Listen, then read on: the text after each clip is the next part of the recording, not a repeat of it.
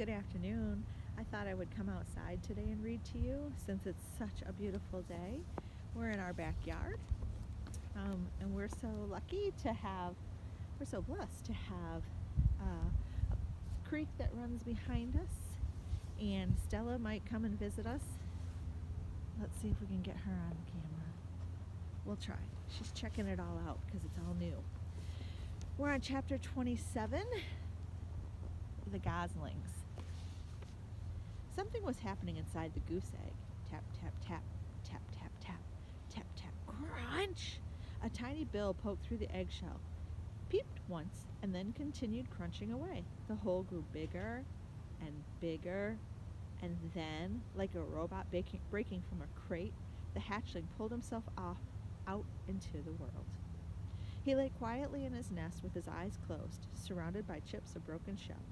And when his eyes slowly winked open, the very first thing he saw was the robot looking back. "Mama, Mama," peeped the gosling. "I am not your mother," said the robot. "Mama, Mama, I am not your mother. Food, food." The gosling was hungry. Of course he was. So using her friendliest voice, Roz said, "What would you like to eat, little darling?" Food was the only response. The hatchling was far too young to be helpful.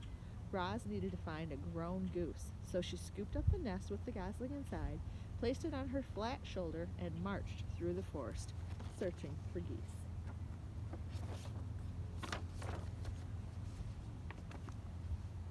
See how that gosling? Ooh, Miss Lori is losing everything sitting out here. Chapter 28, The Old Goose. Ordinarily, the forest animals would have run away from the monster, but they were awfully curious why she was carrying a hatchling on her shoulder, and once Roz explained the situation, the animals actually tried to help. The frog pointed Roz up to the squirrels. A squirrel recommended that she speak with the magpie, and the magpie sent them over to the beaver pond. The ground grew soggier, the grass grew taller, and soon the robot and the gosling were looking across a wide, murky pond. Dragonflies buzzed through the reeds. Turtles sunned themselves on a log. Schools of small fish gathered in the shadows, and there, floating in the center of a pond, was an old gray goose. "A very good morning to you," the robot's friendly voice boomed over the water. "I have an adorable little gosling with me." The goose just stared.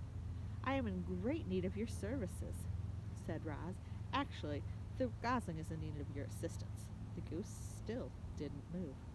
"Food!" peeped the gosling. "Food! Food!" The tiny voice was more than an old goose could bear, and she began gliding across the pond and squawking to the robot.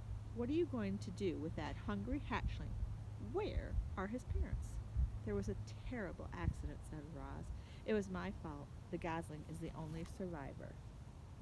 There's the old gray goose. Gonna be so nice. "If there was a terrible accident, why does your voice sound so cheerful?" The goose flapped her wings. "Are you sure you didn't eat his parents?" "I am sure I did not eat his parents," said Roz, returning to her normal voice. "I did not eat anything, including parents." The goose squinted at the robot. "Do you know who his parents were?" "I do not know." "Well, they must have belonged to one of the other flocks on the island, because nobody in my flock is missing." "Will you take the gosling?" "I most certainly will not," squawked the goose. "I can't take in every orphan I see. You say this is your fault. It seems to me that it's up to you to make things right." "Mama, Mama," peeped the gosling. "I have tried to tell him that I am not his mother," said the robot, "but he does not understand." "Well, you have to act like his mother if you want him to survive." There was that word again, act. Very slowly the robot was learning to act friendly. Maybe she could learn to act motherly as well. You do want him to survive, don't you?" said the goose. "Yes, I do want him to survive," said the robot, "but I do not know how to act like a mother." "Oh, it's nothing. You just have to provide the gosling with food and water and shelter. Make him feel loved, but don't pamper him too much. Keep him away from danger and make sure he learns to walk and talk and swim and fly and get along with others and look after himself, and that's really all there is to motherhood." The robot just stared. "Mama, food," said the gosling. "Now would you be Now would probably be a good time for you to feed your gosling. Yes, of course, said the robot. What should I feed him? Give him some mashed up grass and a few insects get in there. All the better. Roz tore several blades of grass from the ground. She mashed them into a ball and then dropped the ball into the nest. The gosling shook her tail feathers and chewed his very first bites of food. By the way, my name is Loudwing, said the goose. Everyone already knows your name, Roz, but what's your gosling's name? I do not know. The robot looked at her adopted son. What is your name, gosling? He can't name himself, squawked Loudwing. And then, with a loud burst of wing beats, the goose fluttered up from the pond and landed right on Roz's head. Water streamed down the robot's dusty body as Loudwing leaned over the nest. Oh dear, he certainly is a tiny thing, said Loudwing. He must be a runt. I'll warn you, Roz. Runts usually don't last very long. And with you for his mother, it'll take a miracle for him to survive. I'm sorry, but it's the truth. However, the gosling still deserves the name. Let's see here. His bill is an unusually bright color. It's actually quite lovely. If I were his mother, I'd call him Brightbill. But you're his mother, so it's up to you. His name will be Brightbill, said Roz, as the goose fluttered back to the water, and we will live by this pond where he can be around other geese. I will find us a sturdy tree nearby. You will do no such thing, the goose flapped her wings. A tree is no place for a gosling. Brightbill needs to live on the ground like a normal goose. Loudwing sized up the robot. I suppose you two will need a rather large home. You'd better speak with Mr. Beaver. He can build anything. He's a little gruff at times, but if you're extra friendly, I'm sure he'll help you out. And if he gives you trouble, remind him that he owes me a favor. Chapter 29, The Beavers.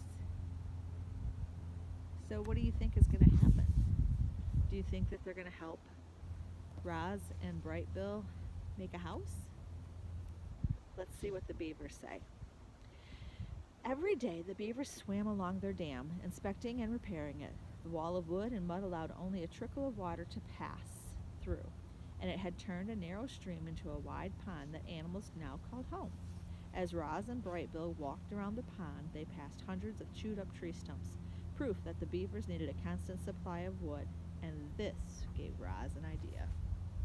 The robot swung her flattened hand, and the sound of the chopping wood echoed around the water. They were soon replaced by sounds of footsteps and shaking leaves as the robot carefully walked around the beaver dam with a gosling on her shoulder and freshly cut trees in her hand. The beavers floated beside their lodge and stared at the bizarre sight with open mouths until Mr. Beaver slapped his broad tail on the water, which meant, "Stop right there." The robot stopped. "Hello, beavers. My name is Roz, and this is Brightbill. Please do not be frightened. I am not dangerous." She held out the tree. "I have brought you a gift. I thought perhaps you could use this in your beautiful dam." "No thanks," said Mr. Beaver. "I have a strict policy never to accept gifts from monsters." "Don't be ridiculous," interrupted Mrs. Beaver. "We can't let a perfectly good birch tree go to waste." "I'm afraid I must insist," said Mr. Beaver. Mrs. Beaver turned to her husband. "Remember how you asked me to point out when you're being stubborn and rude? Well, you're being stubborn and rude." Then she turned back to Roz. "Thank you, monster. If you'd be so kind as to drop the tree in the water, we'll take it from there." "I am not a monster." Roz tossed the tree like a twig. "I am a robot." The tree smacked down against the water and sent the beavers bobbing up and down. Just then Brightbill started peeping. "Mama, hungry!" So Roz dropped a ball of grass into his nest. "The gosling thinks you're his mother?" came a quiet voice. It was Paddler, Mr. and Mrs. Beaver's son. "His real mother is dead," said Roz, "so I have adopted him." There was a brief silence. The Paddler looked up at Roz and said, "You're a very good robot to take care of Brightbill." Mr. Beaver sighed. Yes, that's very good of you, Roz, but I don't understand what any of this has to do with us." "My son and I need a home, and Loudwing said you could help us build one." "Of course she did," said Mr. Beaver.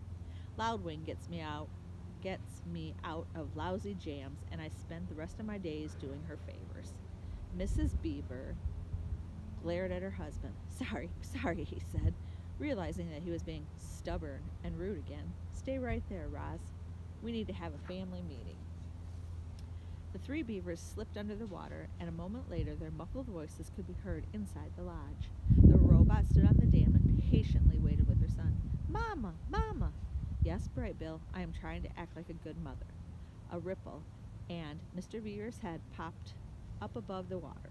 If you bring us 4 more trees, good healthy ones, maybe I'll have time to make you and the gosling a home. That is wonderful, said the robot. We'll be right back. Chapter 30, The Nest. So I'm going to read this one to you, and then, nope, I'm not going to read you chapter 30.